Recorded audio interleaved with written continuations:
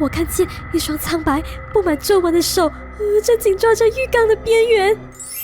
Hello， 大家好，又是星星我啦。这期我们要说个租到灵异公寓的故事哦。感谢这期故事的投稿人小猪佩奇。听故事前别忘了先帮星星按个赞，这样你可以让星星的动画让更多人看到哦。感谢你啦。那我们开始咯。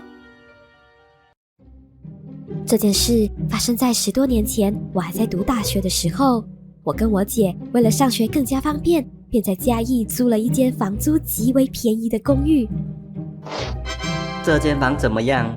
主打一个空间大，房间宽敞舒适，附近就有很多的便利商店，而且地理位置绝佳，从这里走路去大学只需5分钟哦。房间地点都很好，但就是太贵了，我们只是大学生耶。拜托，请问还有下一间吗？预算有问题对吧？没问题。那这间如何啊？这间租金非常的便宜，房间虽小，但有2房1厅，还有一个小厨房。地理稍微偏远，缺点就是只有一间厕所，这样适合你们了吧？租金是很便宜啦，但是房间也太小了吧？而且厕所只有1间耶，到时候我们一起拉肚子的话要怎么办啊？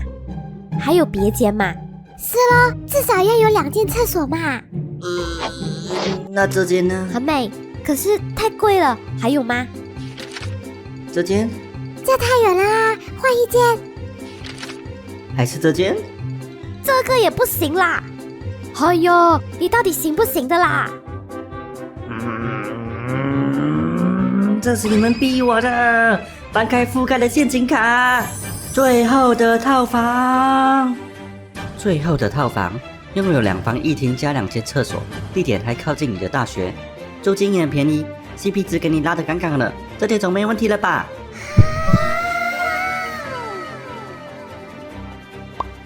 有这么好的单位，干嘛不早点拿出来呀？真的是小气鬼哎！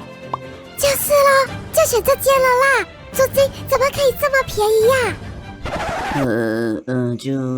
就是那个啊，房东跟你们以前一样，也是读同一间大学啦，所以才便宜租给你们的啦。原来呀，原来我们真的是个走运的啦，竟然遇到毕业了的学姐啊 ！OK， 那就决定是这间了啦 ，Thank you。很快的，我们就把行李搬进去，并准备跟房东签约了。剪刀石头布。我赢了啦！是的，猜拳赢了后，我选了那间有阳台和独立厕所的房间，而我姐只能无奈地选择另一间房了。之后，房东太太大概跟我们说了一些要注意的事项后，我们就签约了。那房子就拜托你们啦。签约之后的我们超兴奋的，想着今晚就来个新家入伙 party， 大肆庆祝一下。那我就先走啦。啊，对了，房间阳台那边的杂物堆，你们不要移开哦。阳台那边我们不会去用的啦，嘿嘿，没问题啦。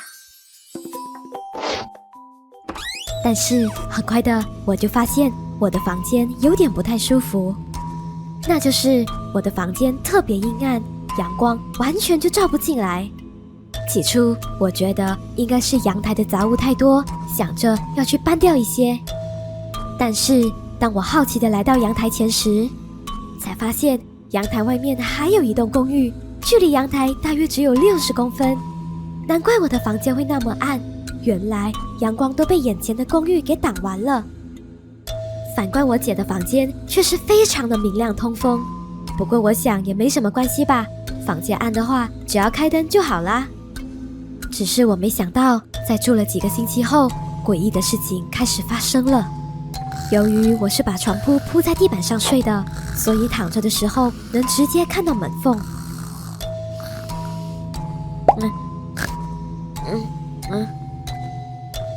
跟你们说，有好几次我晚上睡觉的时候，透过门缝我会看到门外有人影来回走动，有时他甚至会停在门外，像是要进来我房间似的。一开始我以为是我姐半夜的时候想要找我，又怕打扰我睡觉，所以有一次吃早餐的时候，我就忍不住问了他一下。没有啊，我都直接秒睡了耶，怎么可能去找你呀？怎么了吗？没事啦，应该是我看错了啦。之后又过了几个星期，当时的我在睡觉前刷着手机。请问你能长那么高的秘诀是什么啊？我跟你说其实我有一个习惯啊，那就是我睡觉的时候就是躺平着睡的。哇塞，真的咩？我也来试试看。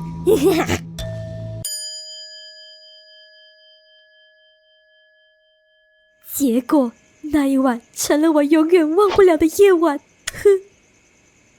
我记得那晚我差不多平躺了有1个小时。这样睡好像不太舒服还是像平常那样睡好了。就在我想要侧身睡的时候，突然我发现我全身完全不能动，眼睛也张不开。怎么会这样啊？这难道是鬼压床吗？还好我终于还是拼了命的睁开了眼睛，却发现摆在床旁边的毛绒玩具竟然在动。不仅如此，它们好像在慢慢靠近我。我当下拼了命的挣扎，却还是完全动不了，也发不出一点声音。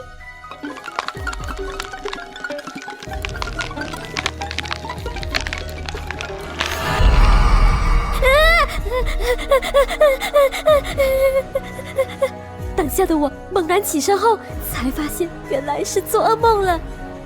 而房间里一片寂静，根本什么事都没有嘛。真是吓死我了，刚才的梦也太真实了吧。然而就在我才松了口气，想再继续睡时，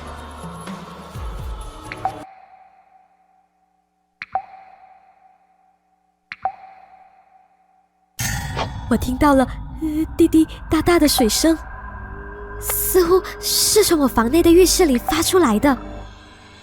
我心慌地走向浴室，想要开门检查，然而就在我开灯的那一瞬间，眼前的一幕让我整个人僵住了。因为我看见一双苍白布满皱纹的手正紧抓着浴缸的边缘。然而更恐怖的是，有一颗满是湿漉漉白发的头正慢慢的从浴缸里面探了出来。我看得出来那是一颗老人的头，他的脸全是皱纹，眼睛像无底洞一样正死死地盯着我。当下我简直不敢相信我所看到的，头脑完全就吓到宕机了。那漫长的几秒，他默默地跟我对视着，直到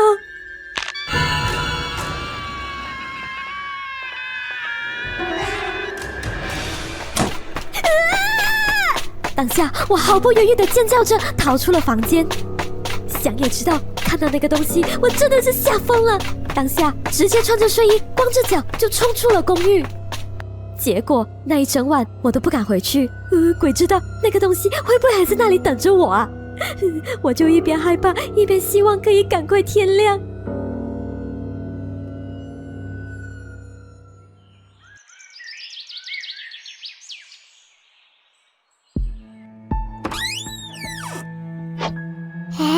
你怎么穿睡衣出门啊？连鞋子也没穿？你怎么啦？怎么这么狼狈啊？姐，其实昨天我跟我姐说了昨晚发生的事情之后，她也吓得不轻，于是我们决定一定要尽快搬走。当天我们也立马就跟房东说要退租了。而很快的几天后，我姐的好闺蜜婷婷也过来帮我们搬家。搬东西的过程中，我跟我姐的心情都很差，毕竟好不容易找的公寓，才没住几个月就遇到这种事，真的是超级无言了啦。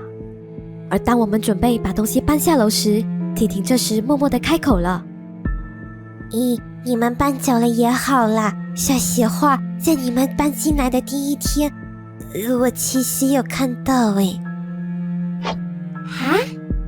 其实我们私底下都知道婷婷有阴阳眼。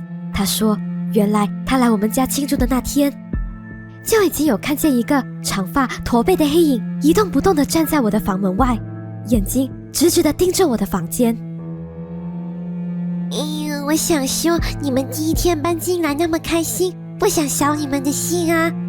我本来以为他只是暂时在那边，谁知道？你应该早点跟我们说啊！对了，我的手机还在房间。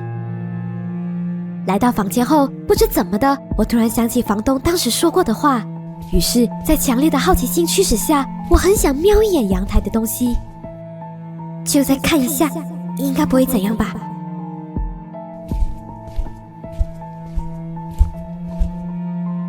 当我再次查看阳台时，我才留意到，在阳台的最角落放着一根很长的柳树枝，在那上面绑满了各种符纸，像是做法用的道具，但是符纸很破旧，感觉是放置很久了。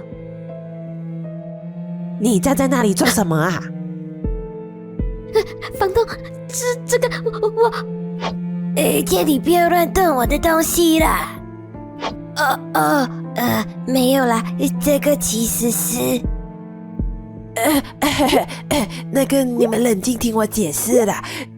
我不是不想跟你们说嘛，只是怕吓到你们嘛。其实没什么的啦。那个因为我段时间忘了再去请法师重新施法加持啦，之后绝对不会再发生你们遇到的那些事的啦。